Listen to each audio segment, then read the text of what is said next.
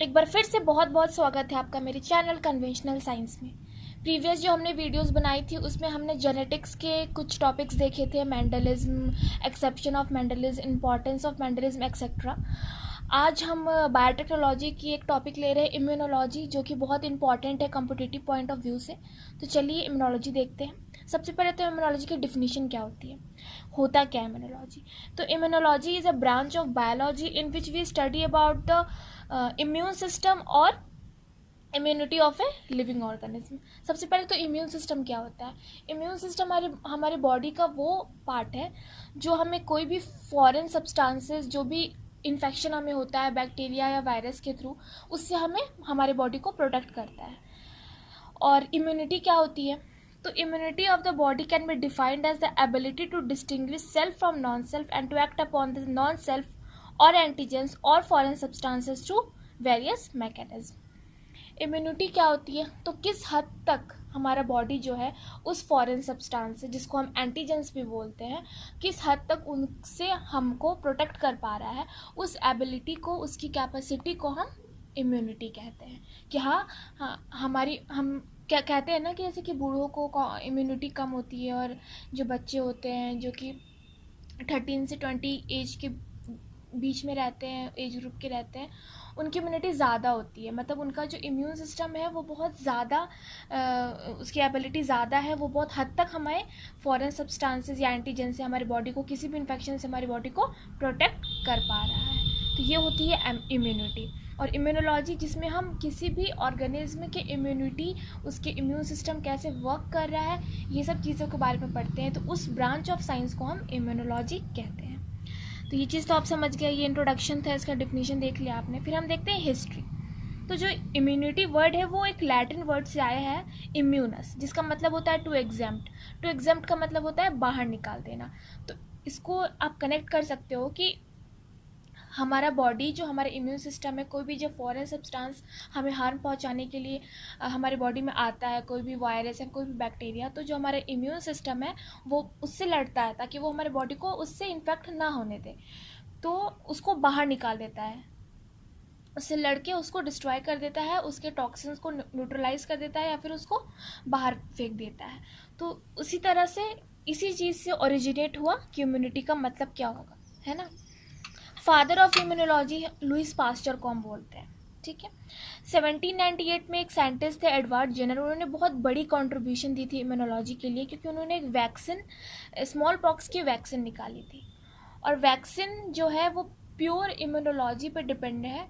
Immunology अगर नहीं होता तो हमारा वैक्सीन नहीं आता, क्योंकि वैक्सीन में ही क्या होता है कि हम एंटीबॉडीज़ डालते हैं अपने बॉडी के अंदर, ताकि हमें किसी भी, जिस भी हम पार्टिकुलर एंटीजन से इफेक्टेड हुए हैं उससे वो एंटी बॉडीज़ जाके बाइंड अप कर देता है और एंटीजेंस के टॉक्सिन को न्यूट्रलाइज कर देता है, और हम ठीक हो जाते हैं। तो ये पूरा बेसिक होता है वैक्सीनेशन का। तो वैक्सीनेशन की वजह से इम्यूनोलॉजी पे काफ़ी बहुत हद तक कंट्रीब्यूशन इसका हुआ, क्योंकि इम्यूनोलॉजी जो है वो बिल्कुल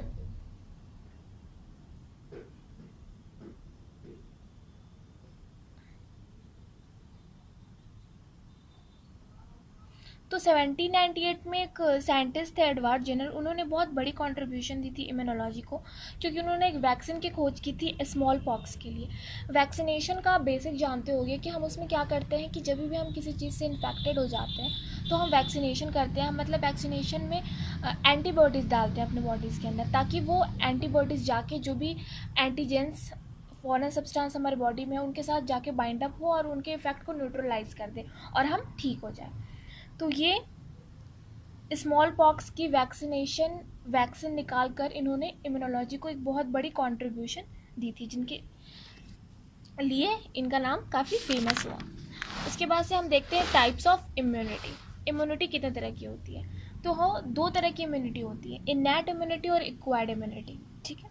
सबसे पहले हम इनैट इम्यूनिटी को देखते हैं। इनैट इम्यूनिटी सबसे पहले तो हमारे बर्थ से प्रेजेंट रहती है, और antigen non antigen specific immunity होती है। मतलब ऐसा नहीं है कि जैसे कि अगर वायरस आ गया तो ये वायरस से नहीं लड़ेगा, ये तो सिर्फ बैक्टीरिया से लड़ेगा, ऐसा नहीं है। वायरस हो, बैक्टीरिया हो, किसी तरह का भी हमें इन्फेक्शन हो, ये सबसे लड़ सकती है, ठीक है।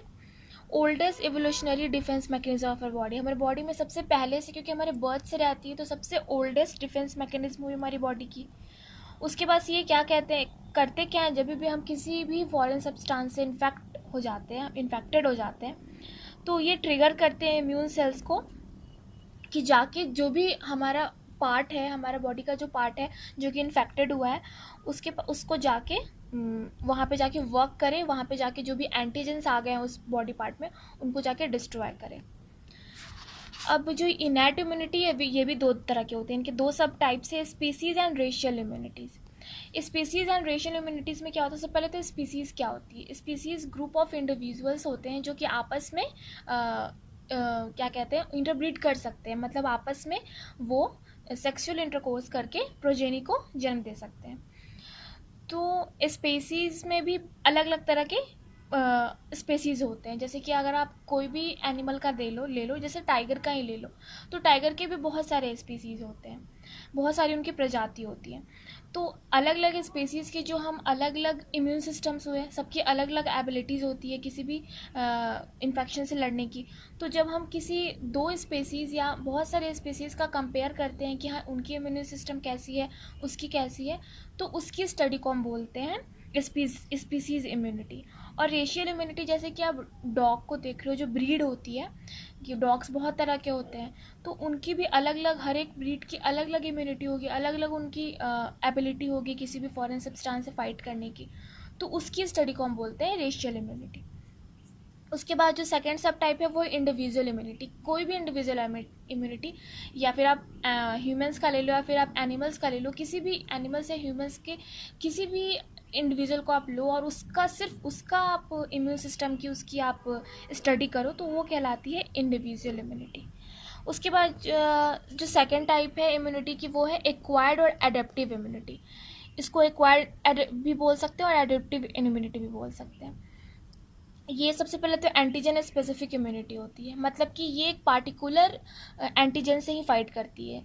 जैसे कि अगर हमारे में बैक्टीरिया से हम इन्फेक्टेड हुए, तो ये बैक्टीरिया के अगेंस्ट वर्क करेगी, बट अगर हम वायरस से इन्फेक्टेड होते हैं तो ये वायरस के अगेंस्ट नहीं करेगी। तो ये स्पेसिफिक होती है कि हाँ इस एंटीजेंस के लिए यही एंटीबॉडीज़ है और इस एंटीजेंस के लिए ये वाला एंटीबॉडी है, तो ये ऐसे होता है। Acquired immunity creates immunological memory after an initial response to a specific pathogen leads to an enhanced response। जो ये एडेप्टिव इम्यूनिटी है वो हमारे जो भी हम ग्रो करते हैं, हमारी जो लाइफ स्पैन है उसके बीच में ही आती है। जब भी हमें कोई तरह का इन्फेक्शन होता है तो उसको लड़ने के लिए हमें हमारा बॉडी खुद ब खुद ये इम्यूनिटी को तैयार कर लेता है। तो जब भी हम किसी भी इन्फेक्शन में लग जाता है तो वो याद रखती है उस एंटीजन को, हमारी बॉडी की किस एंटीजन के थ्रू, किस फॉरेन सब्सटेंस की वजह से हमारे बॉडी को इन्फेक्शन हुआ है। तो जब सेकेंड टाइम में वही वायरस या वही बैक्टीरिया हमें इफेक्ट करता है दोबारा, तो हमारी बॉडी के सेल्स उसको मेमोराइज कर लेते हैं कि ये तो वो पहले वाला फॉरेन सब्सटेंस है जिससे हमारी बॉडी इफेक्ट हुई थी पहले भी। तो इस बार वो बहुत सेकेंड टाइम जब वापस उन दोनों का इंटरफेस होता है तो वो बहुत ज़्यादा हमारी बॉडी जो है बहुत ज़्यादा स्ट्रेंथ के साथ डिफेंड करती है फॉरेन सब्सटेंस को, हमारे बॉडी को उस इन्फेक्शन से प्रोटेक्ट करती है। उसके बाद it is the basis of vaccination. Vaccination पे मैंने आपको पता है ऐसे ही होती है। वैक्सीनेशन में हम जैसे बच्चों को देते हैं हेपेटाइटिस बी और पोलियो ये सब का, तो हम उसको पहले दे देते हैं, उसमें हम डेड पैथोजेंस और प्रैक्टिस्ड एंटीजेंस डालते हैं वैक्सीनेशन में जब हम बच्चों को देते हैं, तो ताकि हमारी बॉडी को वो कुछ इफ़ेक्ट तो नहीं होता है, क्योंकि वो तो डेड है और प्रैक्टिस्ड है, वो कुछ इफ़ेक्ट नहीं करते हमारी बॉडी को, बट हमारी बॉडी के सेल्स याद कर लेते हैं कि अच्छा ये तो वही सेल्स है जिसकी वजह से हमारी बॉडी इन्फेक्ट हो सकती है। तो अगर बाद में जाके अगर उसको पोलियो का वायरस या फिर हेपेटाइटिस बी का वायरस इन्फेक्ट करता है उसकी बॉडी को, जिसको पहले लग चुका है हेपेटाइटिस बी का वैक्सीनेशन, तो क्या होता है इस टाइम बॉडी उसको मेमोराइज कर लेती है और फिर बहुत ज़्यादा ग्रेटर एबिलिटी के साथ डिफेंड करती है, हमारे बॉडी को उस इन्फेक्शन से प्रोटेक्ट करती है, इसलिए हम उससे इन्फेक्टेड नहीं हो पाते हैं जल्दी। तो ये बेसिस है, ये बेसिक है वैक्सीनेशन का। अब जो ये एडेप्टिव इम्यूनिटी है, इसको भी दो पार्ट में डिवाइड किया गया, एक्टिव इम्यूनिटी और पैसिव इम्यूनिटी।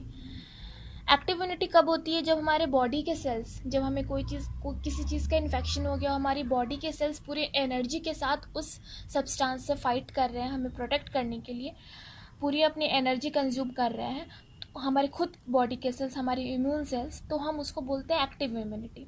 और पैसिव इम्यूनिटी क्या होता है कि जब हमारे बॉडी के सेल्स उतने एबल नहीं होते हैं उस इन्फेक्शन से फाइट करने के लिए, तो हमें बाहर से कोई एंटीबॉडीज़ खुद से डालनी पड़ती है थ्रू वैक्सीनेशन, ताकि वो एंटीबॉडीज़ जाके जो भी हम जिससे इन्फेक्टेड हुए हैं उससे जाके लड़े और उसको डिस्ट्रॉय करें। तो ये हो गया अब तक डिफिनीशन, हिस्ट्री और टाइप्स।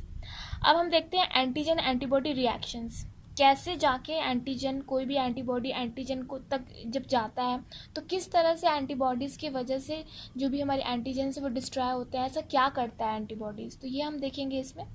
सबसे पहले तो हम देखते हैं कि एंटीजन्स क्या होता है। तो एंटीजन्स को पहले तो इम्यूनोजेंस भी बोलते हैं और एंटीबॉडीज़ को इम्यूनोग्लोबिन्स बोलते हैं।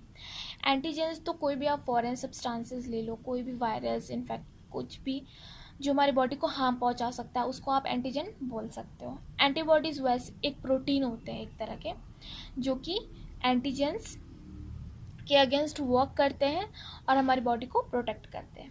ये बीटा लिम्फोसाइट्स एक सेल्स होते हैं, जो कि आप अभी आगे जाके सेल्स ऑफ इम्यून सिस्टम कब में पढ़ोगे कि एक बीटा लिम्फोसाइट्स करके एक सेल्स पाए जाते हैं, उनके द्वारा ये सिक्रीट होते हैं।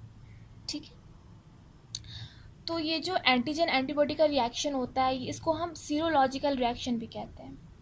इसमें होता क्या है कि जब कोई भी फॉरेन सब्सटेंस हमारे बॉडी में इंटर करता है तो हमारे इम्यून सेल्स जो हैं वो बीटा लिम्फोसाइट्स को ट्रिगर करते हैं कि वो एंटीबॉडीज़ प्रोड्यूस करें। वो एंटीबॉडीज़ फिर क्या करता है कि जो इपीटॉप्स होता है, अब इपीटॉप्स क्या होता है कि वैसा साइट जहाँ पे एंटीबॉडीज़ अटैच होता है एंटीजन से, जो कि अभी हम देखते हैं एक इमेज के थ्रू। तो जब भी कोई फॉरेन सब्सटेंस हमारे बॉडी में इंटर करता है तो हमारे इम्यून सेल्स जो हैं वो क्या करते हैं, एंटीबॉडीज़ प्रोड्यूस करने लगते हैं। वो एंटीबॉडीज़ क्या करता है, फिर जाके एंटीजन से रिएक्ट करता है, उनसे बाइंड करता है और उसके टॉक्सिन को न्यूट्रलाइज कर देता है और इस तरह से वो हमारे बॉडी को प्रोटेक्ट करता है। तो कितने तरह के रिएक्शंस होते हैं? प्रिसिपिटेशन, एग्लूटिनेशन और न्यूट्रलाइजेशन। न्यूट्रलाइजेशन तो एंटीटॉक्सिन जो भी एंटीबॉडीज़ प्रोड्यूस हो रहा है वो एंटीजन से बिल्कुल अपोजिट नेचर का होगा और इसलिए उसको न्यूट्रलाइज कर देगा। प्रिसिपिटेशन और एग्लूटिनेशन, ये दोनों क्या होता है, ये दोनों कैसे होते हैं, इसके बारे में हम डिटेल में पढ़ेंगे। अभी हम देखते हैं इपीटॉप्स क्या होते हैं, उसके बारे में मैं आपको एक इमेज दिखाती हूँ। हाँ, तो ये रही वो इमेज। इस इमेज में आप देख रहे हो जो यहाँ पे वी शेप आपको दिख रहा है ना, ये वी शेप जो है वो एंटीबॉडीज़ है। उसमें जो आप ये वाला पार्ट देख रहे हो इसको हम बोलते हैं हेवी चेन्स, जो कि 2 हैं, और ये वाली पार्ट देख रहे हो इसको हम बोलते हैं लाइट चेन्स, जो कि 2 हैं। मतलब 2 लाइट चेन्स और 2 हेवी चेन्स होते हैं एंटीबॉडीज़ को। ठीक है, और जो लाइट चेन्स है उन्हीं के पास ये जो आप देख रहे हो और ये यहाँ पे होता है एंटीबॉडीज़ और एंटीजन का इंटरेक्शन। ठीक है, नाम का 2 टर्म्स यूज़ किए गए हैं। अब इन दोनों का मतलब क्या होता है? तो इपीटॉप वो वाला पोर्शन होता है जहाँ एंटीबॉडीज़ और एंटीजन में आपस में रिएक्शन हुआ। ठीक है, तो एंटीजन और एंटीबॉडी का रिएक्शन बिल्कुल वैसा होता है जैसे कि एंजाइम ऑफ सबस्ट्रेट का होता है कि, और लॉग सिस्टम आपने सुना होगा कि बिल्कुल वैसा तरह का ही डिप्रेशन बना रहता है एंटीबॉडीज़ में जिस तरह का एलिवेशन बना रहता है एंटीजन में, ताकि वो आपस में बिल्कुल बाइंड अप हो पाए, आपस में बिल्कुल एडजस्ट हो पाए। बिल्कुल उसी तरह एंटीजन और एंटीबॉडी का भी रिएक्शन होता है। तो यहाँ पे आप देख रहे हो, यहाँ पे आप सर्किल जैसा आपको एंटीजन दिख रहा है। ठीक है, और यहाँ पे हमारा जो एंटीबॉडीज़ है जो कि उसको एक्सेप्ट कर रहा है वो भी देखो यहाँ पे सर्किल जैसा, यहाँ पे एक सेमी सर्किल आपको दिख रही है, ये वाली पोर्शन है ना। तो जिस तरह का इसका एलिवेशन है उसी तरह का इसका डिप्रेशन है, ताकि ये आप बिल्कुल जो हमारा एंटीजन है वो बिल्कुल फिट हो पाए हमारे एंटीबॉडी में। ठीक है, तो जब वो आपस में फिट हो जाते हैं तो वो पार्ट एंटीजन का जो कि एंटीजन से कनेक्टेड है, एंटीजन के कांटेक्ट में है, तो एंटीबॉडी का वो पार्ट जो कि एंटीजन के कांटेक्ट में है उसको हम बोलते हैं पाराटॉप, ठीक है। और एंटीजन का वो पार्ट जो कि एंटीबॉडी के कांटेक्ट में है उसको बोलते हैं इपीटॉप। तो 3 तरह के आपको एंटीजन एंटीबॉडी रिएक्शंस होते हैं, प्रेसिपिटेशन, एग्लूटिनेशन और न्यूट्रलाइजेशन। न्यूट्रलाइजेशन तो सिंपल, जब भी हमारा कोई भी केमिकल या फिर कोई भी इन्फेक्शन हमें होता है तो हमारी बॉडी ऐसे तरह के केमिकल्स रिलीज़ करती है जो कि बिल्कुल एग्जैक्ट नेचर का होता है, जो भी वायरस से हम इन्फेक्टेड हुए हैं, जो भी इन्फेक्शन से हम इन्फेक्टेड हुए हैं, जो भी केमिकल के थ्रू, तो उसके नेचर के एग्जैक्ट अपोजिट नेचर का केमिकल हमारी बॉडी रिलीज़ करती है, जो कि तो दोनों केमिकल्स आपस में मिलके एक दूसरे के टॉक्सिन को न्यूट्रलाइज कर देते हैं। तो ये होता है न्यूट्रलाइजेशन में। बाकी जो 2 इंपॉर्टेंट है वो है प्रेसिपिटेशन रिएक्शन और एग्लूटिनेशन रिएक्शन। ये दोनों बहुत इंपॉर्टेंट है, इसको हम डिटेल में पढ़ेंगे अपने नेक्स्ट वीडियो में। Thank you so much for watching my video so patiently. If you find it useful then please like, share and subscribe. Thank you so much.